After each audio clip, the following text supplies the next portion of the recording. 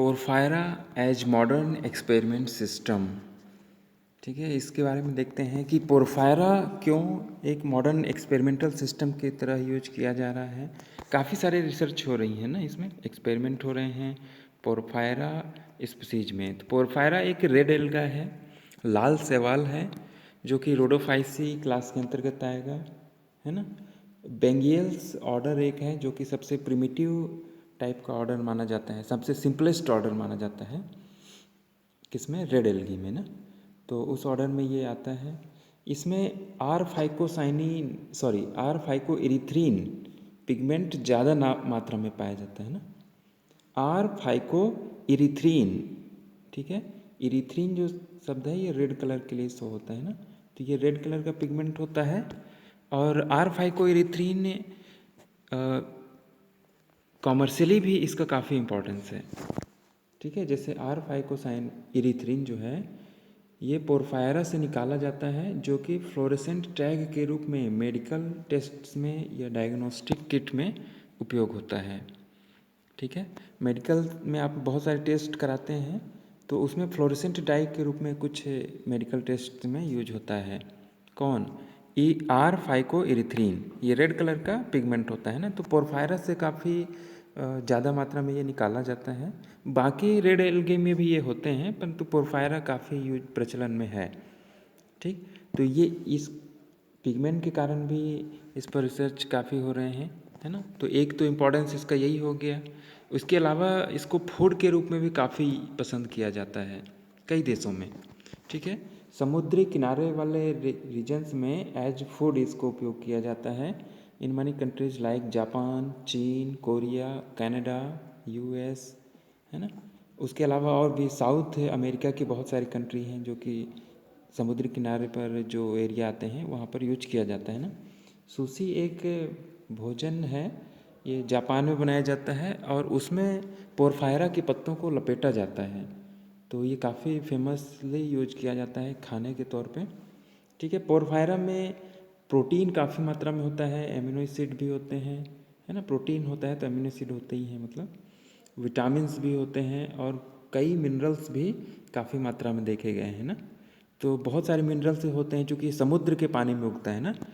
Porphyra एक प्रकार का मैरीन एल्गी है, समुद्र के पानी में उगता हुआ पाया जाता है। ठीक है, काफ़ी बड़े साइज का होता है, इसकी जो लंबे लंबे थैलस होता है, पत्तीनुमा थैलस होता है ना।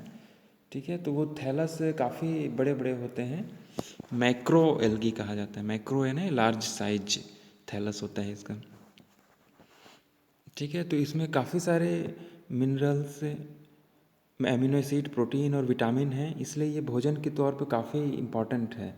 ठीक है, और काफ़ी ज़्यादा यूज भी किया जाता है। ठीक है, $1 बिलियन US डॉलर का व्यापार होता है साल भर में, ऐसा अनुमानित है। ठीक है,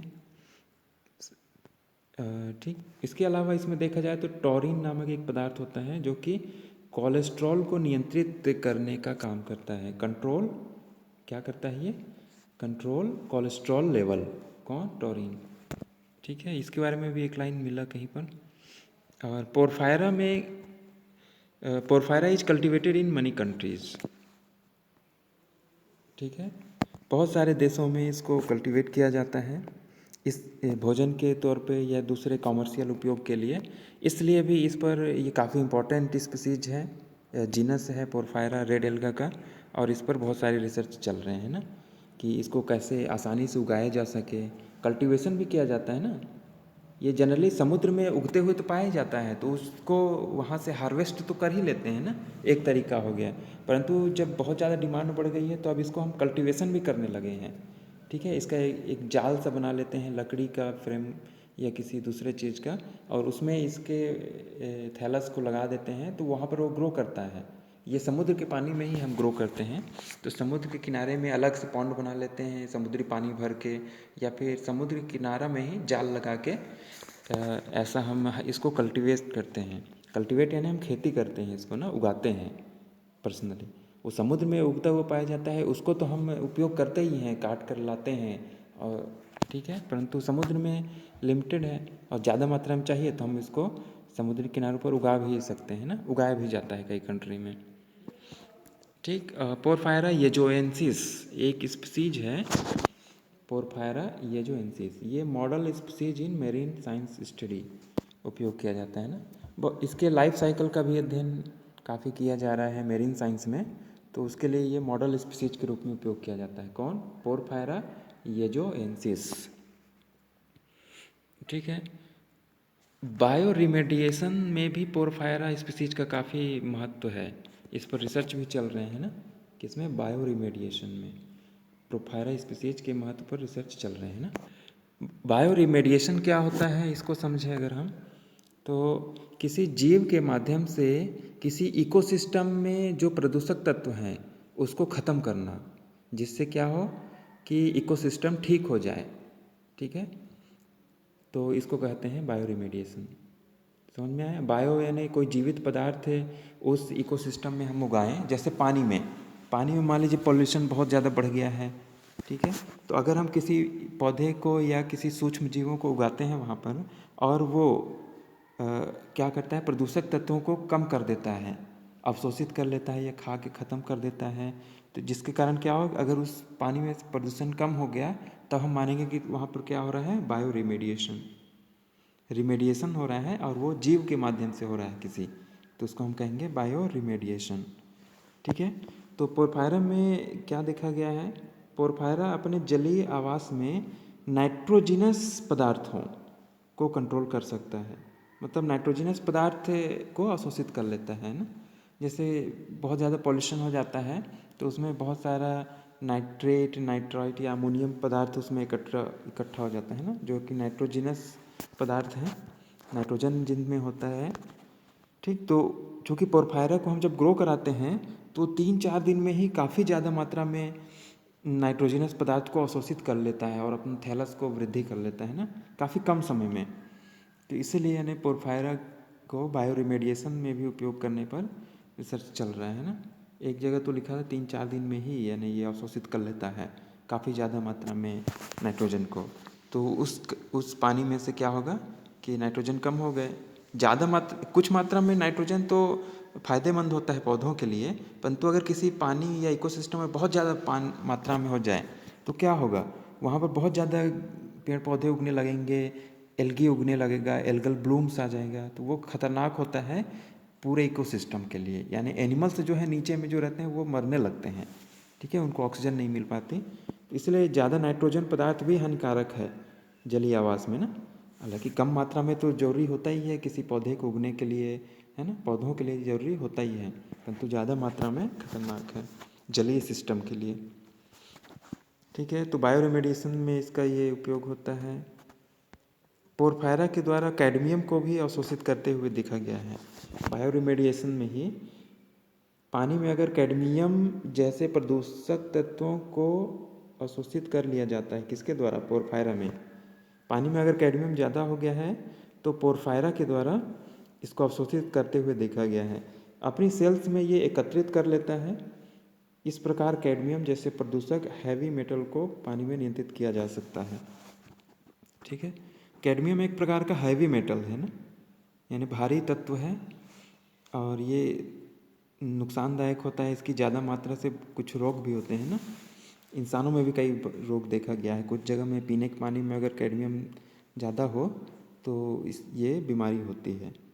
ठीक है, तो पोरफायरा इसको अवशोषित कर लेता है जिससे पानी में इसको नियंत्रित किया जा सकता है। ये भी इम्पॉर्टेंट फैक्टर है ना, इस पर भी रिसर्च हुए हैं, तो इसलिए ये मॉडल एक्सपेरिमेंटल ऑर्गेनिज्म के रूप में यूज हो रहा है। समझ में आ रहा होगा कि क्यों इसका उपयोग हो रहा है ना ज़्यादा। तो पोरफायरा एक रेड एल्गी है जो कि सबसे सिंपल फैमिली या प्रिमिटिव फैमिली बेंगियोफाइसी का सदस्य है, और पोरफायरा से ही अन्य रेड एल्गी का इवोल्यूशन संभव हुआ है। ऐसा माना जा रहा है कि जो दूसरे रेड एल्गी हैं जैसे पॉलीसाइफोनिया, बैट्रैकोस्पर्मम, ठीक है, तो ये सब किससे उत्पन्न हुए होंगे? पोरफायरा से ही धीरे धीरे और डेवलप होते हुए ये जटिल जो रेड एल्गी हैं ये डेवलप हुए होंगे ना। यानी सिंपल से ही जटिल का उद्गम होता है, ऐसा हमने पढ़ा है ना। ठीक, तो इस पर भी शोध कार्य चल रहे हैं। पोरफायरा सिंपलेस्ट टाइप का एल्गी है ना। बेंगियोफाइसी या बेंगियल्स ऑर्डर जो है, बेंगियोफाइसी क्लास और बेंगियल्स ऑर्डर होगा ना। तो ये क्या है, सबसे सिंपल टाइप का ऑर्डर है, यानी सब इसके मेंबर्स जो हैं सबसे सिंपल टाइप के होते हैं रेड एल्गी में। रेड एल्गी के अंदर हम बात कर रहे हैं ना, रेडोफाइसी के अंदर, टोटल एल्गी एल्गी में नहीं। पोरफायरा के, अच्छा ये पोरफायरा एक प्रकार का मैक्रो रेड एल्गी है। क्या है? मैक्रो यानी बड़े साइज का रेड एल्गी है, काफ़ी बड़ा थैलस होता है इसका। ठीक है, इसके थैलस में प्लेक्टोमाइसिटीज, ये टी है ना, प्लेक्टोमाइसिटीज बैक्टीरिया चिपके हुए रहते हैं। ठीक है, तो क्या हुआ है कि ये संभव है कि पोरफायरा से कुछ जीन्स हॉरिजॉन्टल जीन ट्रांसफ़र के माध्यम से प्लेक्टोमाइसिटीज में ट्रांसफ़र हो गए हों, ऐसा संभव है। क्या संभव है कि पोरफायरा में जीन्स होते हैं, ठीक है, सेल्स में उसके, तो वो जीन्स किस में ट्रांसफ़र हो गए हों, प्लेक्टोमाइसिटीज में। ठीक है, क्योंकि वो बहुत समय से साथ में रहते आए हैं, जहाँ पोरफायरा उगता है उसके थैलस से चिपका हुआ ये बहुत सारा पाया जाता है ना बैक्टीरिया, तो ये संभव है कि ट्रांसफ़र हुए हों। और ये इस तरह के जो जीन ट्रांसफ़र होता है उसको हम हॉरिजॉन्टल जीन ट्रांसफ़र कहते हैं, है ना। जैसे हम उसमें आपने पढ़ा होगा कि माइटोकॉन्ड्रिया से बहुत सारे जीन्स न्यूक्लियस में ट्रांसफ़र हो चुके हैं, है ना, बहुत सारे, सभी, लगभग सभी जीवों में ट्रांसफ़र हो चुके हैं। ठीक है, जो कभी माइटोकॉन्ड्रिया में पाए जाते थे, है ना, इसके इवोल्यूशन के समय हम पढ़ते हैं, एंडोसिम्बायोटिक थ्योरी पढ़ते हैं, तो उसी तरीके से इसमें भी जीन्स का ट्रांसफ़र हुआ होगा, किससे, पोरफायरा से प्लेक्टोमाइसिटीज में। ठीक है, तो इसको हॉरिजॉन्टल जीन ट्रांसफ़र के माध्यम से ट्रांसफ़र हुआ होगा, तो इस पर भी रिसर्च चल रहा है। और जो जीन्स ट्रांसफ़र हुए हैं उन पर कौन से जीन्स हैं, सेल वॉल डिग्रेडेशन एंजाइम से संबंधित जीन्स ट्रांसफ़र हुए हैं, ऐसा संभव है, संभावित है। ठीक, तो इसको लेकर रिसर्च चल रहे हैं। ठीक है, सीवीड बायोफिल्ट्रेशन में पोरफायरा पर रिसर्च चल रहे हैं। इसमें पानी को साफ़ किया जाता है, यानी पोरफायरा को हम किसी पानी में उगाते हैं, कल्टीवेट करते हैं, तो क्या होता है कि उसमें अमोनियम आयन में कमी देखा गया है। ठीक है, क्या देखा गया है, अमोनियम आयन में कमी देखा गया है। ठीक है, अमोनियम भी ये नाइट्रोजनस पदार्थ होता है, इसको हम पहले भी पढ़ चुके हैं। तो इस प्रकार से क्या होगा कि वो पानी साफ़ हो रहा है ना, प्रदूषक तत्व कम हो रहे हैं, तो इसको सीवीड बायोफिल्ट्रेशन कहते हैं। सीवीड यानी क्या, समुद्र में पाए जाने वाली खरपतवार, पोरफायरा एक प्रकार का सीवीड है ना, ये एल्गी ही होते हैं, तो पोरफायरा को सीवीड भी कहा जाता है। पोरफायरा को ही नहीं बल्कि सभी समुद्र में पाए जाने वाले एल्गीज को कॉमन टर्म में यूज किया जाता है, सीवीड्स, है ना, समुद्री खरपतवार। ठीक, तो ये पानी को साफ़ करने का काम करते हैं, बायोफिल्ट्रेशन, बायो रिमेडिएशन हम पढ़े थे पहले ना, तो इसमें भी इम्पॉर्टेंट है। पोरफायरा से कुछ स्टेरॉल भी निकाला गया है। स्टेरॉल ये केमिकल्स होते हैं, है ना, जैसे कोलेस्ट्रॉल, कम्पेस्ट्रॉल और सीटोस्टेरॉल। ठीक है, तो ये स्टेरॉल इसमें देखा गया है, जो निकाला गया स्टेरॉल, तो उसमें ये तीनों टाइप के स्टेरॉल उसमें उपस्थित थे। और इनमें एक प्रॉपर्टी देखा गया कि ये एंटी कैंसर गुण प्रदर्शित करते हैं, यानी कैंसर को ठीक करने का काम करता है ना, कैंसर सेल को नष्ट करेगा, मतलब कैंसर को ठीक करेगा ना। तो इसमें जो स्टेरॉल है वो कैंसर के ग्रोथ को कम करता है, कैंसर सेल के।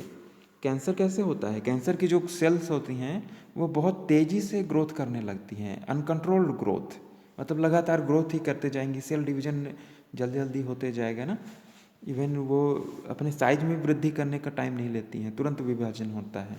कुछ इसमें डिफेक्ट आता है, पढ़े हैं हम इसके बारे में ना, कैंसर के बारे में। तो कैंसर सेल्स की ग्रोथ को कम करता है स्टेरॉल, यानी इसमें एंटी कैंसर गुण है, कैंसर को नियंत्रित करने में मदद करता है। इसके अलावा एपोप्टोसिस को इंड्यूस करता है, यानी सेल की मृत्यु को प्रेरित करता है। नॉर्मली कुछ समय बाद सेल से डेथ होता है, जिसको हम बोलते हैं एपोप्टोसिस, या प्रोग्राम्ड सेल डेथ होता है। एपोप्टोसिस क्या होता है, प्रोग्राम्ड सेल डेथ, यानी एक प्रोग्राम्ड तरीके से सेल को मारा जाता है ना, कोशिका के अंदर ये शरीर के अंदर नेचुरली होता है ये, ठीक है। तो एपोप्टोसिस को इंड्यूस करना ये अच्छा है कैंसर के हिसाब से। क्यों? क्योंकि कैंसर में तो लगातार ग्रोथ होता है, सेल मरती ही नहीं है, सेल्स जो हैं अमर हो जाती हैं कैंसर की सेल्स, है ना। तो उसमें अगर एपोप्टोसिस होने लगे तो क्या होगा? तो वो अच्छी बात है, यानी कैंसर को नियंत्रित कर रहे हैं ना, ठीक है। जनरली कैंसर सेल में एपोप्टोसिस नहीं होता, ठीक। तो उसको इंड्यूस करता है एपोप्टोसिस को, तो यानी कैंसर को नियंत्रित कर रहा है। इसके अलावा आरओएस को भी कम करता है ये कौन? स्टेरॉल। आरओएस क्या होता है? Reactive oxygen species. ये ऑक्सीजन का एक रूप है जो कि काफ़ी ज़्यादा रिएक्टिव होता है और बहुत खतरनाक है शरीर के लिए। शरीर के लिए काफ़ी ज़्यादा खतरनाक है ना। क्योंकि ये बहुत सारे चीज़ों को ऑक्सीडाइज कर देगा, तो क्या होगा? रिएक्शन बहुत ज़्यादा हो गया है ना। सॉरी, रिएक्टिव ज़्यादा हो गया है ऑक्सीजन। तो ये आरओएस जो है शरीर के लिए नुकसानदायक होता है, इतना समझ लीजिए अभी। और इसको अगर कोई नष्ट कर रहा है आरओएस स्पीसीज को, ठीक है, जनरली हम एंटीऑक्सीडेंट्स यूज करते हैं। हम जानते हैं कि सब्जियों में और फलों में एंटीऑक्सीडेंट्स पाए जाते हैं, है ना, पढ़े होंगे आपने। तो एंटीऑक्सीडेंट्स जो कि ऑक्सीडेशन को कम करें ना, तो ये स्टेरॉल इसको कम करता है, ठीक है। कैंसर सेल की ग्रोथ को भी कम करता है, एपोप्टोसिस को बढ़ाता है, इंड्यूस करता है यानी प्रेरित करता है, और आरओएस को कम करता है ना। तो ये काफ़ी फायदेमंद है, ठीक है। कौन? स्टेरॉल। तो स्टेरॉल पोरफायरस से मिला है, तो इस पर भी रिसर्च चल रहा है, ठीक है। तो इस प्रकार से स्पष्ट है कि पोरफायरा में बहुत सारी चीज़ें ऐसी हैं जिन पर यानी रिसर्च किया जा सकता है, इसलिए ये मॉडर्न एक्सपेरिमेंटल टूल के रूप में यूज हो रहा है ना। स्टेरॉल को कैसे निकाला गया, ये तरीका यहाँ पे मैं लिखा हूँ। स्टेरॉल को पहले मेथेनॉल से ट्रीट किया गया, ठीक है। तो उससे क्या होता है, वो अलग से एक्सट्रैक्ट होता है, और फिर उसको सिलिका जेल कॉलम क्रोमेटोग्राफी, एक टेक्निक है, क्रोमेटोग्राफिक टेक्निक है, तो उसके द्वारा उसके अलग अलग फ्रैक्शन को अलग किया गया, तो उसमें से हमको स्टेरॉल भी प्राप्त हुआ ना, ठीक। पोरफायरा में पॉलीप्लॉइडी लीनिएज का भी स्टडी किया गया है, ठीक है। पोरफायरा से ही, पोरफायरा गैमेटोफाइटिक होता है, ठीक है, गैमेटोफाइटिक प्लांट होता है, क्योंकि एल्गी है ये ना। एल्गी सब गैमेटोफाइटिक होते हैं यानी हैप्लॉइड होते हैं।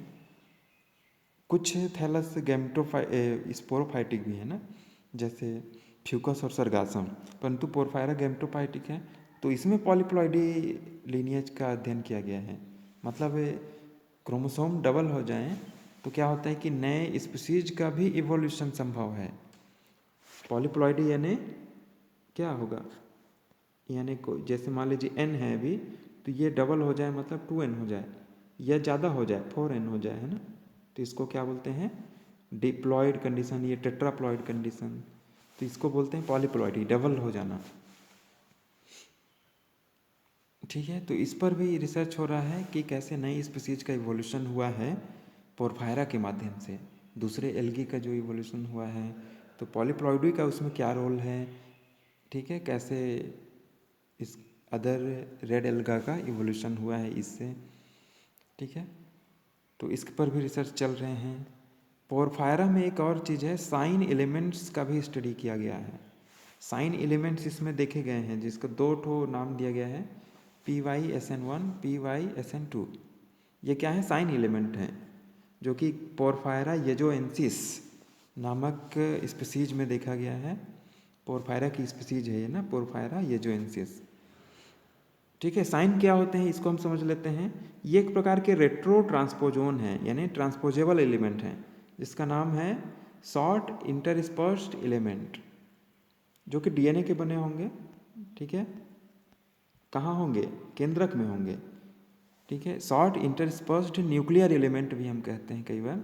तो डीएनए के ही कुछ विशेष सीक्वेंस हैं जो कि डीएनए में होते हैं, तो ये कोडिंग रीजन नहीं होते हैं, ठीक है। इसमें कोई कोडिंग नहीं होता है, मतलब किसी प्रकार का प्रोटीन नहीं बनाता है, परंतु इसमें पॉलीमरेज 3 बाइंडिंग के लिए एक प्रोमोटर रीजन होता है। अच्छा, ये प्रोमोटर रीजन होगा ना, ठीक है, MO भूल गया है, ये क्या लिखा है? प्रोमोटर रीजन होगा, यानी साइन में एक प्रकार का एक कम से कम प्रोमोटर रीजन होता ही है। जिस पर पॉलीमरेज 3 एंजाइम जुड़ सकता है ना। प्रमोटर रीजन में क्या जुड़ता है? पॉलीमरेज 3 एंजाइम, है ना।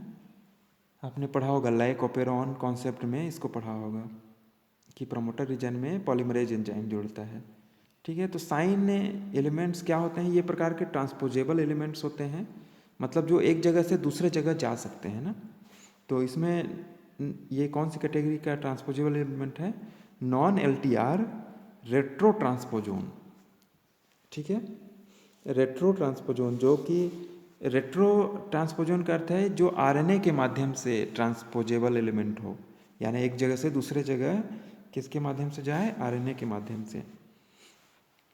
और नॉन एलटीआरएनए लॉन्ग टर्मिनल रिपीट्स इसमें नहीं होता है। ठीक है, तो साइन एलिमेंट्स इसमें देखा गया है। साइन एलिमेंट्स के बारे में मैं काफ़ी सारे डिटेल यहाँ पे बताया हूँ, और भी इसके बारे में पढ़ सकते हैं आप। यहाँ पर ये याद रखिए कि साइन एलिमेंट्स पोरफायरा में पाया गया है। PYSN1 PYSN2 का अध्ययन किया गया है ना। इसके अलावा लाइन एलिमेंट्स भी होते हैं। ठीक है, लाइन एलिमेंट्स भी होते हैं साइन के जैसे ही। तो लाइन इसमें होता है कि नहीं वो नहीं पता है ना, तो इसके बारे में इतना ही देखते हैं। तो ये सारे बहुत सारे रीजन हैं जिसके कारण से इसको मॉडर्न एक्सपेरिमेंटल ऑर्गेनिज्म के रूप में यूज किया जा रहा है, एक मॉडर्न एक्सपेरिमेंटल सिस्टम के रूप में उपयोग किया जा रहा है ना। तो ये सब आप इसको लॉजिक में दे सकते हैं। तो इसमें इतना ही देखते हैं हम।